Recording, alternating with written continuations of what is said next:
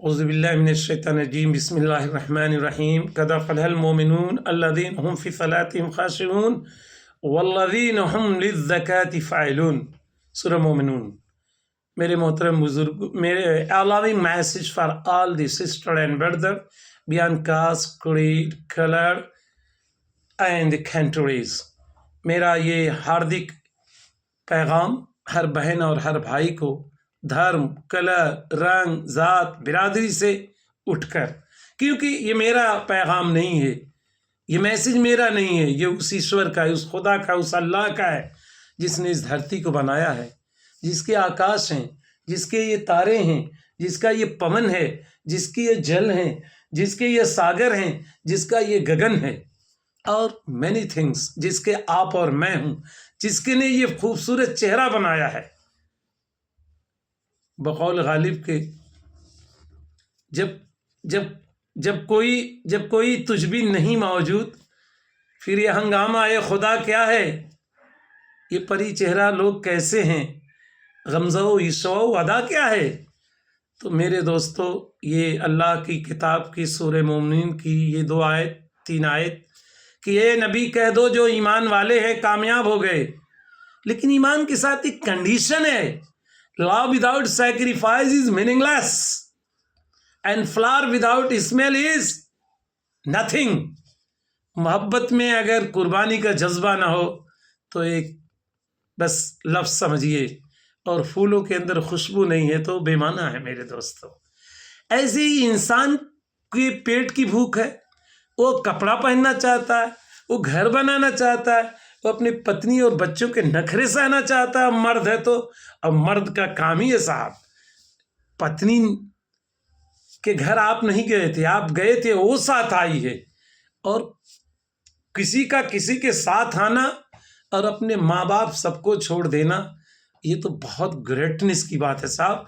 That is why इस portion में, इस एरिया से की वजह से भी औरत ग्रेट है और उसका सम्मान होना चाहिए, उसकी इज्जत होनी चाहिए। वो किसकी बहन है, किसकी बेटी है, इससे कोई लेना देना नहीं, लेकिन वो औरत का ये एरिया भी, इस एरिया में भी वो मर्द से फाइट करती है और आगे चली जाती है, यानी उसके अंदर एक सबमिशन है। इसलिए किसी पोइट ने कहा था कि चूम लिया है नक्शे वफा को प्यार की मुश्किल राहों ने, खोए खोए सहमे सहमे आप जो मेरे साथ चले। तो मैं ये बताना चाहता हूँ दोस्तों कि इंसान की सिर्फ जिस्म की, पेट की, घर की, कोर की, पैसे ही की भूख नहीं है। जो लोग इस भूख के लिए सिर्फ दौड़ते हैं, रातों दिन संघर्ष करते हैं, एक तो नाकाम है और आत्मा का सुकून इस धरती पे कभी नहीं पा सकते। और आत्मा का सुकून कोई ऐसी चीज नहीं है जो फार्मेसिस्ट तैयार करता हो, जो डॉक्टर लिख देता हो। आत्मा का सुकून आपको वही बता सकता है और वही मिल सकता है जो ईश्वर ने भेजा और ईश्वर की किताब है, और इसका नुस्खा वही लिख सकता है जो वाकई में धार्मिक हो, जिसने धर्म को पॉलिटिक्स के लिए नहीं यूज किया हो, बल्कि धर्म को इसलिए इस्तेमाल करता हो कि खुद अपने को भी पवित्र कर दे और हर बहन भाई को के लिए संघर्ष करे।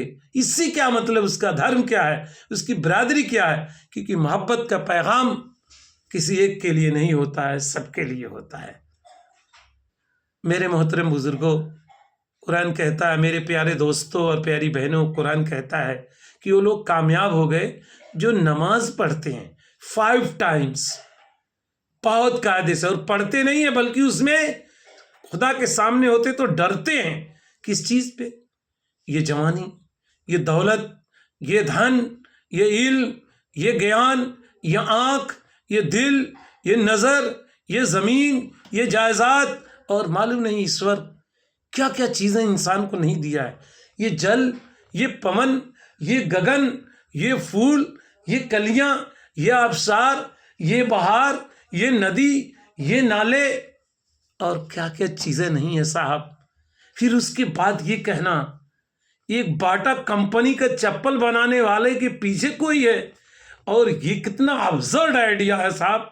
That has come and emerge during 18th and 19th century because of some absurd mind, just like Algerian philosopher Albert Camus an Algerian philosopher Derrida, and just like Albert Camus and Kafka and Nietzsche, and you also understand if you same Dr. Freud and others. But behind them, when I swim in the European literature, I find Shakespeare. Very literary man. This is the man, he had shown the seed of such kind of evil ideas. No doubt he was very brilliant, I cannot deny. तो मेरा ये कहना है दोस्तों, ये दुनिया meaningless नहीं है.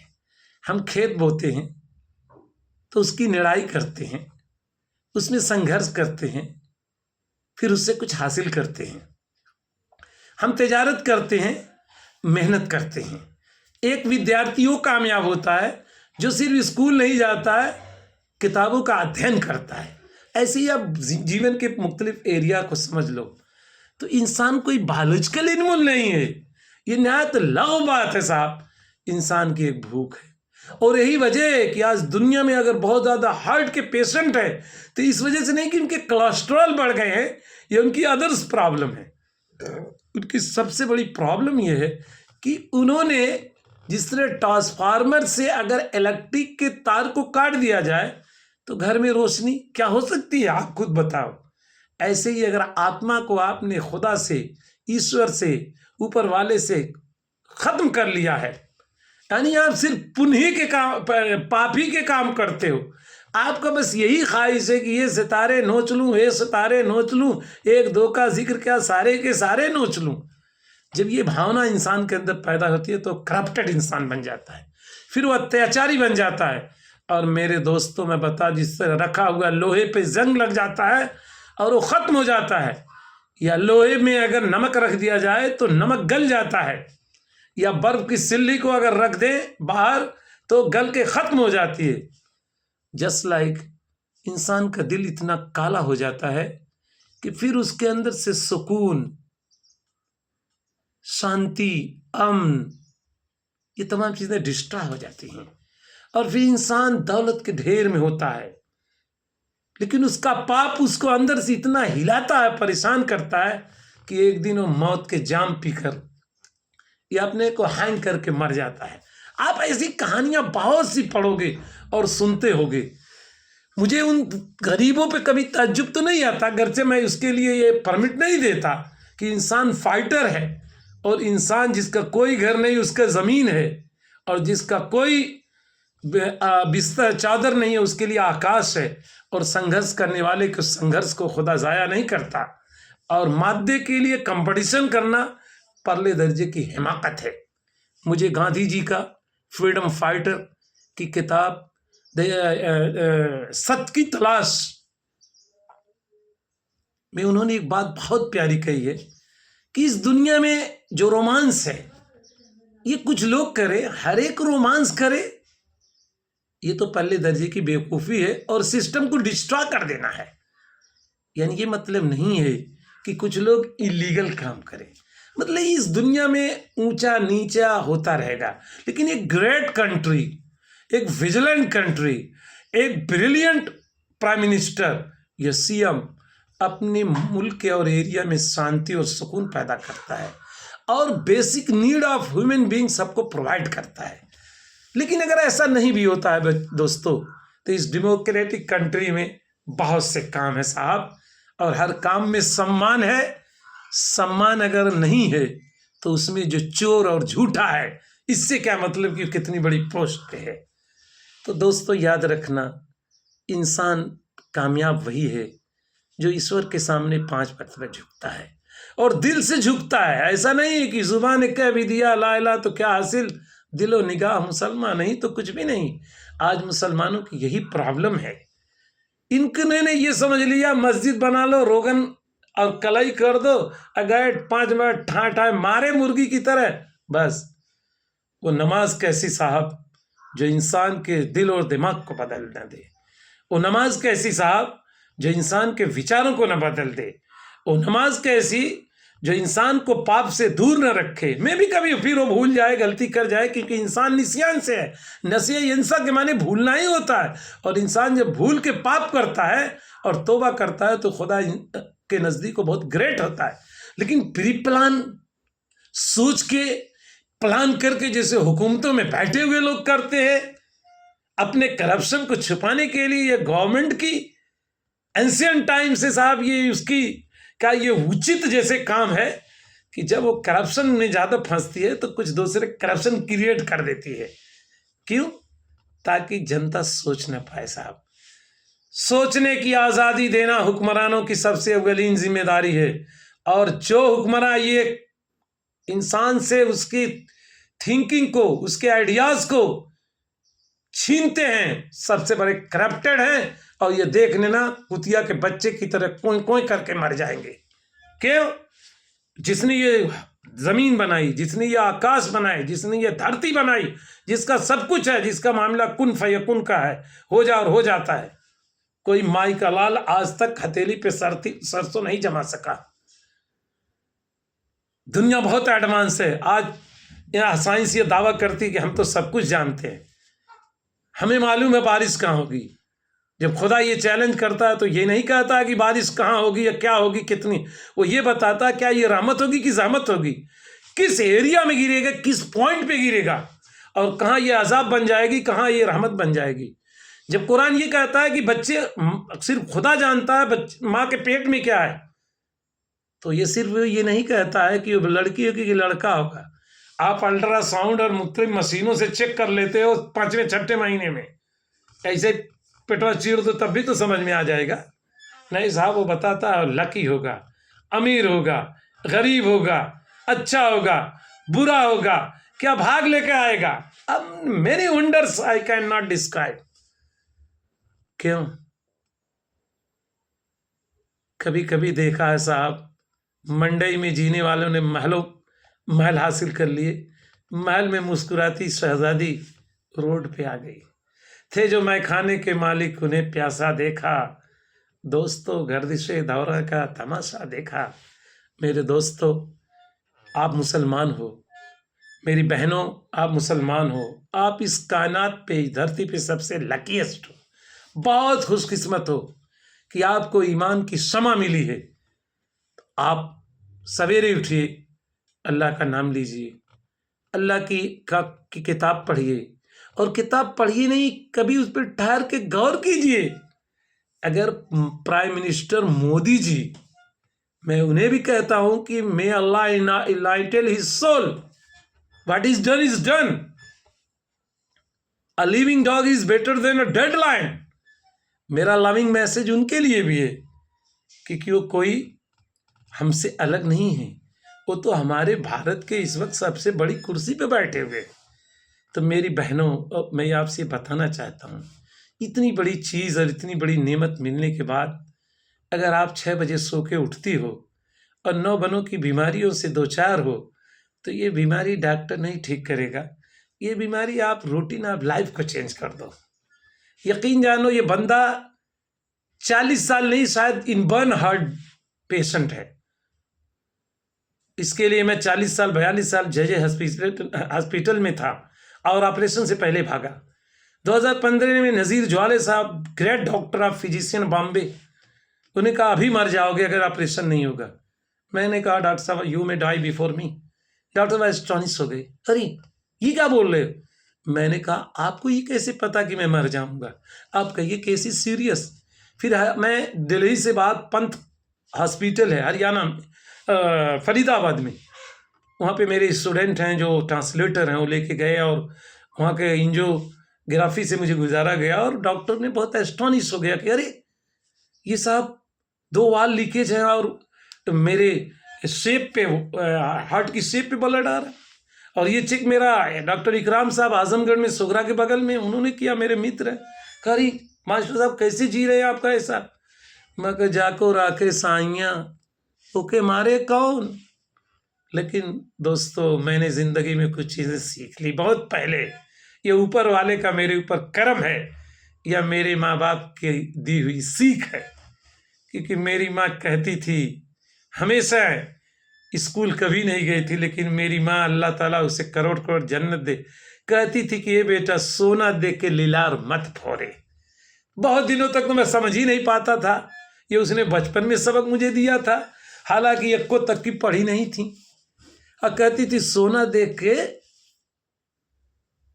लीलार मत फोड़े, तो ईका का मतलब सोना तो टीका था, जब मथवे पे लगे तो तब तो लगता है साहब किसी दुल्हन का, और वही तो उसका सिंगार होता है। तो बाद में ये समझ में आया कि जो लाइफ मिली है साहब उसे लाइफ में जियो, और ज़्यादा के लिए संघर्ष तो करो, लेकिन पागल और दीवाने ना हो जाओ कि इस दुनिया में कोई बराबर नहीं है, मेरी 5 उंगलियां नहीं बराबर, आप भी देख लेना। तो दोस्तों ये दुनिया को फेना है, आप डेली देखते हो। हिंदू मैथोलॉजी में जब अर्जुन के भाइयों के सामने जब सब भाई मर गए इंचेंटेड पूल के पास और एक भाई जिंदा था, तो यामा की सल्तनत में यक्ष जब आता है तो उनसे पूछता है कि बहुत से क्वेश्चन होते हैं, तमाम क्वेश्चन और आंसर मैं नहीं बता सकता, लेकिन एक बात उन्होंने पूछी कि तू बता, भीम से शायद कहा था कि इस दुनिया में सबसे बड़ा अचंभे की बात क्या है। तो उन्होंने कहा सबसे बड़े अचंभे की बात यह है कि लोग देखते हैं कि यामा की, उनका अपना अकीदा है, I am there is no compulsion, कि यामा की सल्तनत से रोज लोग गुजर जाते हैं, छोड़ते हैं, और जो जिंदा रहते हैं हमेशा जीने की ख्वाहिश करते हैं, एक ऐसी ख्वाहिश जो इम्पॉसिबल है, it can never be completed, और इंसान मर के ख़त्म नहीं होता है साहब। बाटा कंपनी अपने बाटा और ये कोई शू कंपनी शू बनाती है तो मार्केट में देखती है साहब कि उसका क्या रिजल्ट है। तो जिसने ये कायनात बनाई इतनी खूबसूरत, जिसके ये गुल और बूटे, जिसकी ये कलियां, नौ बनों के पंछी, आबसार और बहार, गंगो जमन, और फिर ये इंसान बकौल गालिब के, जबकि तुझ बिन कोई नहीं मौजूद, फिर ये हंगामा ए खुदा क्यों है, ये परी चेहरा लोग कैसे हैं, रिमजो इसवो अदा क्या है।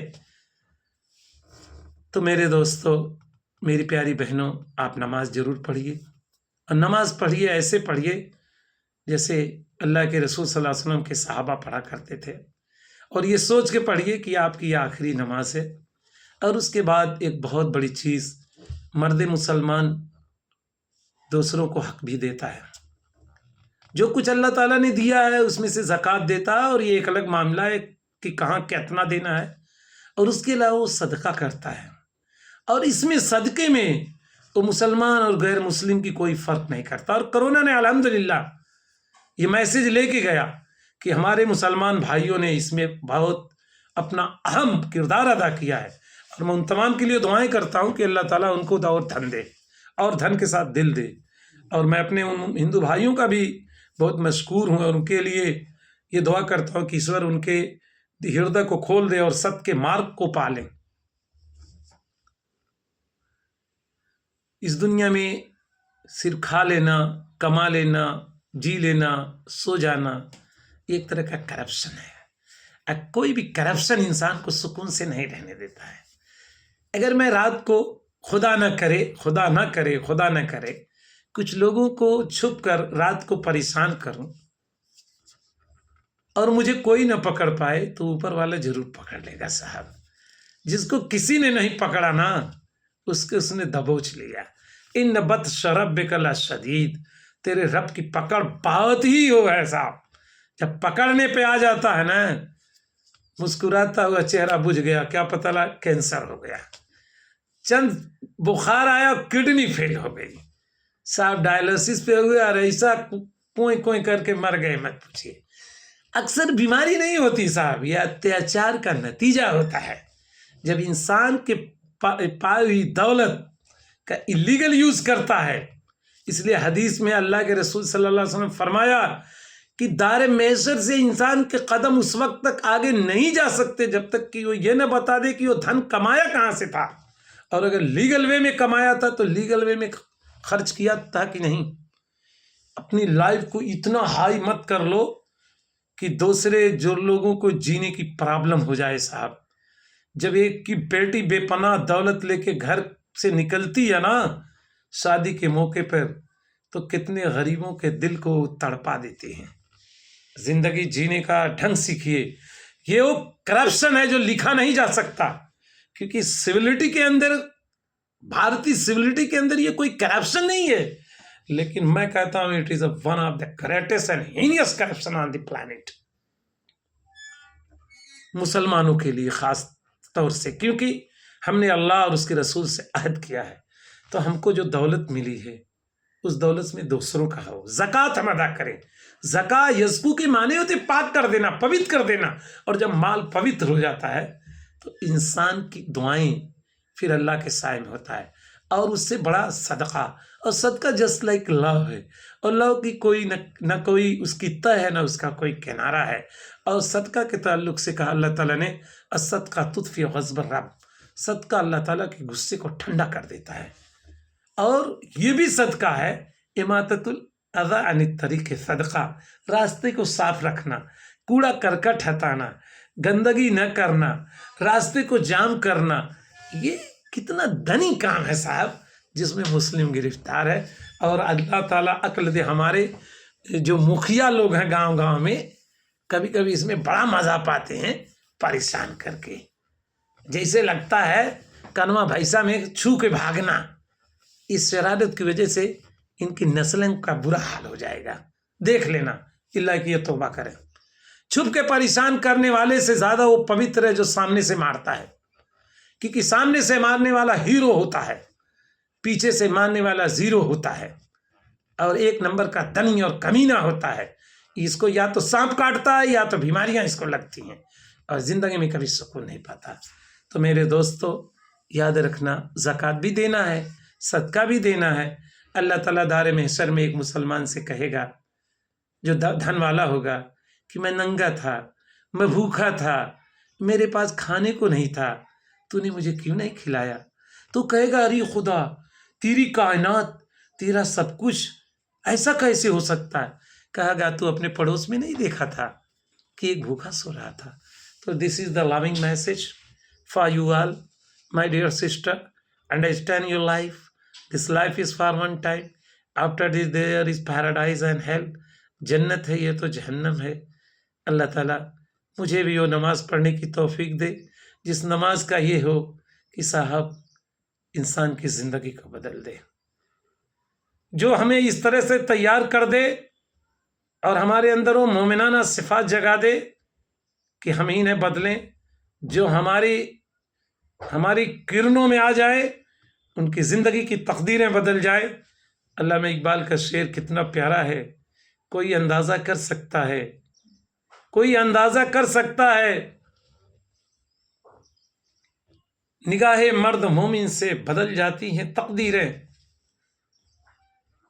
गुमा आबाद हस्ती में यकी मर्दे मुसलमान का, बयाबा की शबे तारीख में किंदीले रहबानी। आज यही वो चीज़ है जिससे हम महरूम हैं।